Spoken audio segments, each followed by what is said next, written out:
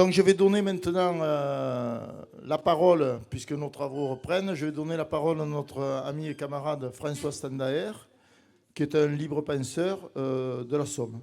Est-ce que c'est comme ça qu'il faut te présenter, François? Voilà. Sinon, tu te présentes plus précisément. Bonjour à tous. Oui, je crois que ça suffit à peu près, libre penseur de la Somme. On a une fédération de libre penseurs dans la Somme qui a basculé complètement de la FNLP vers une association, une fédération indépendante. Et dès la création de laïcité, on a été partie prenante de cette création et du développement de la revue.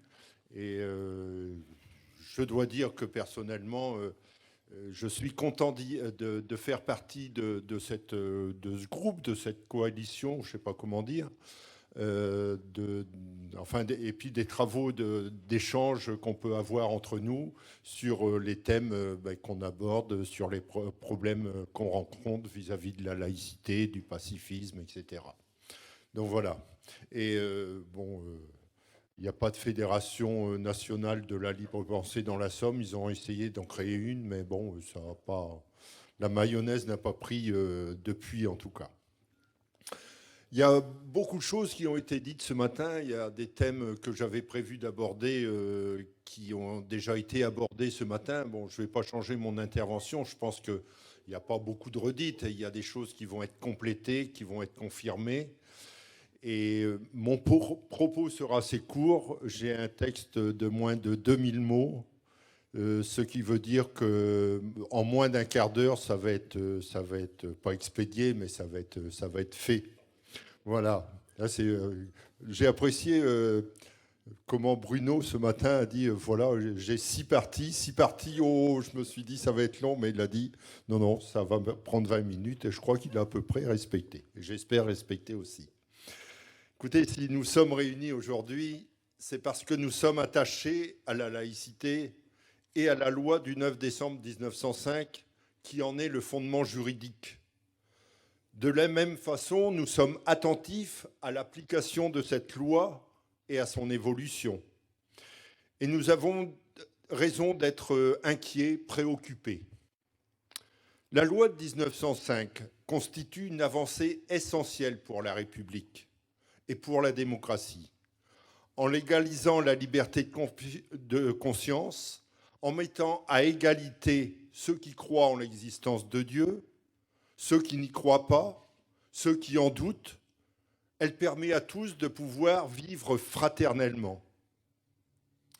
L'adoption de ce texte a eu une conséquence directe et immédiate, la suppression du budget des cultes. Et à cette époque-là, je peux vous dire que c'était par centaines de mille que l'État payait des représentants des religions, et en particulier de la religion catholique. Et apparemment, les fonds étaient ouverts, les fonds de l'État étaient ouverts très facilement à l'Église catholique dès qu'ils demandaient quelque chose au gouvernement. Et puis, auparavant, évidemment, à l'empereur, que ce soit Napoléon Ier, sous la Restauration, c'était pareil, etc. Donc ça a été un grand bouleversement. Mais la religion dominante en France, l'Église catholique, n'a accepté que de force la fin de ce privilège. Ça a déjà été dit un peu ce matin. Et ce n'est qu'après la Première Guerre mondiale que le Vatican et l'Église catholique de France ont admis et reconnu l'existence des associations cultuelles définies dans le titre 4 et les articles 18 à 24 de la loi de 1905. Les associations diocésaines ont vu le jour à ce moment-là, et elles existent toujours aujourd'hui dans chaque département. Mais au même moment, c'est-à-dire après la Première Guerre mondiale, une première entorse à la loi de 1905 est apparue. En effet, le gouvernement de Clémenceau, chargé de la mise en œuvre de la réintégration à la France de l'Alsace et de la Moselle, n'a pas supprimé le concordat napoléonien qui avait perduré dans ces 3 départements de cette région, dans les 3 départements de cette région. En 1924, quand le cartel des gauches est devenu majoritaire à l'Assemblée nationale, le gouvernement d'Édouard Herriot a tenté de mettre fin à cette anomalie Mais devant la résistance des forces catholiques et réactionnaires, le projet n'a pas abouti. De fait, pendant la période de l'entre-deux-guerres, on peut dire qu'il y avait déjà le retour à une coopération entre l'Église catholique et l'État. Depuis, aucun gouvernement ne s'est attaqué à ce problème. Et le concordat est toujours en vigueur en Alsace-Moselle. Concrètement, aujourd'hui, ce sont 1214 représentants des 4 religions reconnues, je vais les citer, le culte catholique et israélite, l'Église luthérienne et réformée, qui sont choisis, donc c'est 1214 personnes, qui sont choisis par les responsables du culte et qui sont rémunérés par l'État pendant leur période d'activité et pendant leur retraite. Sur ces 1214 fonctionnaires, 925 appartiennent à l'Église catholique. Pour vous donner un ordre d'idée, un curé, un pasteur, un rabbin ont une grille indiciaire de rémunération qui s'apparente à celle d'un professeur des écoles ou d'un professeur certifié à la classe normale ou à la hors classe. Je laisse de côté la classe exceptionnelle qui n'existe pas chez eux. Et celle d'un évêque, d'un rabbin ou chez les protestants, ils appellent ça le directeur du directoire ou du conseil synodal, est équivalente à celle d'un directeur départemental d'un service de l'État, comme un inspecteur d'académie par exemple. En outre, les collectivités territoriales sont tenues de loger tout ce beau monde. Actuellement, chaque année, ce sont 55 millions d'euros qui sont utilisés sur les fonds publics en France pour financer les cultes en Alsace-Moselle, parce que le concordat n'y a pas été supprimé. Après la Seconde Guerre mondiale, les relations entre le gouvernement et l'Église catholique ne sont pas rompues, et certaines des subventions données à l'école confessionnelle catholique pendant le régime de Vichy ne sont pas immédiatement supprimées. Et en 1951, la loi Barranger officialise l'obtention de bourses aux enfants des écoles privées confessionnelles. Mais c'est la loi Debré de 1959 qui marque un nouveau tournant dans la collaboration de l'État avec l'Église catholique par la décision de De Gaulle et de son gouvernement de financer sur fonds publics les dépenses de fonctionnement des écoles privées confessionnelles à 95% catholiques. Et malgré la résistance et l'opposition massive et exceptionnelle des citoyens attachés à la laïcité qui ont manifesté contre cette loi, je ne rentre pas dans le détail, celle-ci n'a pas été abrogée. Plusieurs décisions anti-laïques ont même amplifié ce financement depuis. Et je vais citer quelques-unes des décisions. La loi Germer en 1970 de financement public de la formation des enseignants du privé. La loi Rocard en 1984 sur le financement public de l'enseignement privé agricole. Les accords Langue-Cloupé qui ont réglé des contentieux à l'initiative de l'école catholique sur les forfaits d'externat, la rémunération des élèves maîtres, les décharges des directeurs des écoles privées, les retraites des enseignants du privé. La loi Sancy de 2005 qui met la retraite des enseignants à parité du privé à parité avec celle du public. La loi Carle de 2009 qui impose aux communes le paiement du forfait pour les enfants du privé scolarisés dans une commune. Et la loi Blanquer de 2019 qui oblige les communes à payer le forfait communal pour les enfants de 3 à 6 ans dans les écoles privées. Chaque année, du fait de l'accumulation de toutes ces lois et décisions anti-laïques, aujourd'hui, ce sont plus de 14 milliards d'euros de financement public qui sont accordés aux écoles privées confessionnelles, à 95% catholiques, rappelons-le. Grâce à cette manne financière considérable, l'Église catholique peut s'enorgueillir de scolariser près de 15% des élèves dans le premier degré et plus de 20% dans le second.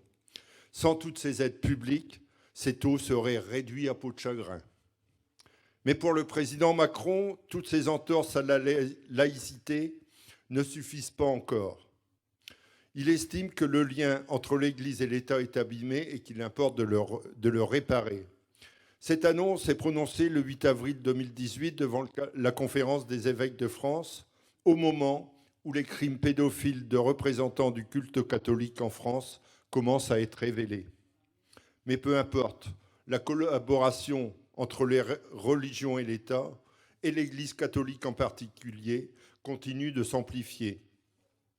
Au mois d'octobre 2018, le Sénat et l'Assemblée nationale refusent la proposition de commission d'enquête publique du Sénat demandée par des parlementaires du PS sur les violences sexuelles au sein de l'Église catholique. En 2019 est présenté le projet de loi confortant les principes républicains, qui prévoit de modifier le titre 4 de la loi 1905 et qui propose de faciliter la création des associations cultuelles et de leur permettre de posséder et d'administrer librement les immeubles acquis à titre gratuit. Ces dispositions seront bien publiées dans la loi en 2021. En 2021 encore, la loi rectificative de la loi de finances porte à 75% au lieu de 66% le montant de la déduction fiscale pour les dons aux associations cultuelles, plafonné à 544 € pour la période du 1er juillet 2021 au 31 décembre 2022. Et il y a cette carence de la justice de la République par rapport aux crimes pédophiles qui sont divulgués depuis 2016 et dont l'ampleur a été révélée par le rapport Sauvé. Le rapport Sauvé distingue 3 périodes qui caractérisent ce qu'ils appellent les violences sexuelles au sein de l'Église entre 1950 et 2020. Le rapport distingue, je cite, une phase entre 1950 et 1970, décrite comme culminante, une phase 1970-1990, dominée par un reflux du phénomène, et une phase débutant en 1990, marquée par une apparente recrudescence du phénomène. Et la citation s'arrête là.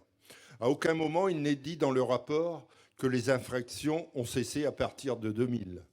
Tous les délits et tous les crimes ne sont donc pas prescrits. Bon, le problème a été abordé ce matin et puis je vais le reprendre, mais très brièvement. Par conséquent, à minima, une enquête préliminaire aurait dû être ouverte. Une plainte n'est pas requise pour la diligenter. Le Code de procédure pénale prévoit qu'elle peut être prise à l'initiative du procureur, mais celui-ci est sous l'autorité du ministre de la Justice, donc du pouvoir politique. On peut donc raisonnablement émettre l'hypothèse que c'est le pouvoir politique qui est à l'origine de cette absence d'enquête, tout comme le Parlement a refusé la proposition de l'enquête publique. Ce silence complice du pouvoir politique pose un problème d'égalité de droit. L'article 6 de la Déclaration des droits de l'homme et des citoyens précise que la justice est la même pour tous, soit qu'elle protège, soit qu'elle punisse. Les représentants de l'Église catholique échapperaient donc à la loi commune, à la loi de la République. C'est tout simplement inacceptable. Et nous avons 1000 fois raison de nous saisir de ce problème et de le dénoncer. Mais force est de constater que nous sommes bien seuls à le faire. Pour autant, il n'y a pas lieu de renoncer à ce combat qui est parfaitement légitime. Le vide laissé par l'absence de toute réaction du gouvernement et de la justice laisse les mains libres à l'Église catholique pour prendre toutes les initiatives qu'elle souhaite. Et ce qu'elle entreprend prend la forme d'une réponse judiciaire qui viendrait se substituer à la justice de l'État. Ainsi, elle a pu créer la commission indépendante sur les abus sexuels dans l'Église, la CIAZ, qui a mené une enquête, qui a rédigé un rapport, qui a formulé des préconisations dont certaines ont été retenues par la Conférence des évêques de France.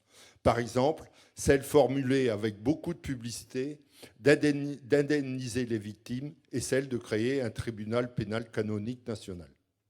Mais tout ce processus n'a pour but que de redorer l'image de l'institution catholique éclaboussée par le scandale des crimes pédophiles. Elle n'a pas pour but de rendre la justice. Les coupables ne seront ni identifiés, ni jugés, ni condamnés. Quant aux indemnisations, l'avenir nous dira à quel niveau elles s'élèveront. Il est bien possible que leur réalité soit bien en deçà des intentions affichées. On peut aussi se demander si leur annonce n'a pas pour but principal d'éviter les plaintes des victimes comme celles qui ont accusé l'abbé Prénat et le cardinal Barbarin. De même, l'annonce tout autant médiatisée de vente des biens de l'Église pour indemniser les victimes pourrait aussi servir à compenser la baisse des dons des fidèles en chute importante depuis plusieurs années. En 2018, un article du Figaro affichait un nombre de donateurs en baisse de 25% au cours de la dernière décennie. Dans son dossier de presse 2021, la conférence des évêques de France notait également une baisse des ressources des diocèses en 2020 par rapport à 2019 de plus de 7%. Baisse, certes accentuée par les mesures liées au Covid. Mais elle avouait également la baisse du nombre de donateurs de 35% en 12 ans. Dans ce même document, elle s'inquiétait du manque de ressources pour honorer les charges financières des différents diocèses. C'est dans ce contexte que j'analyse le dossier qui nous réunit aujourd'hui et je constate que les financements publics pour les différents cultes, en particulier pour le culte catholique, ne cessent de s'accroître au fil des années et en particulier tout au long de la Ve République. Que le gouvernement Macron s'inscrit avec beaucoup de zèle dans cette démarche.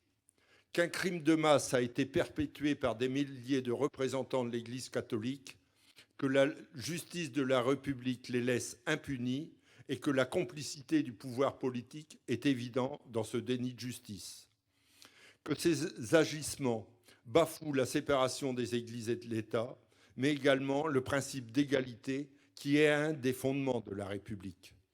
Que le gouvernement Macron ne recule devant rien pour voler au secours de la religion catholique, malgré les crimes que des représentants de cette religion ont commis.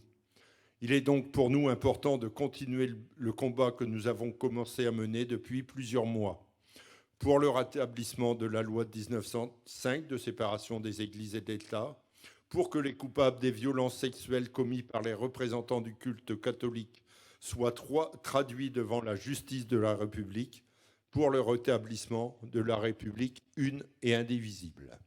Je vous remercie.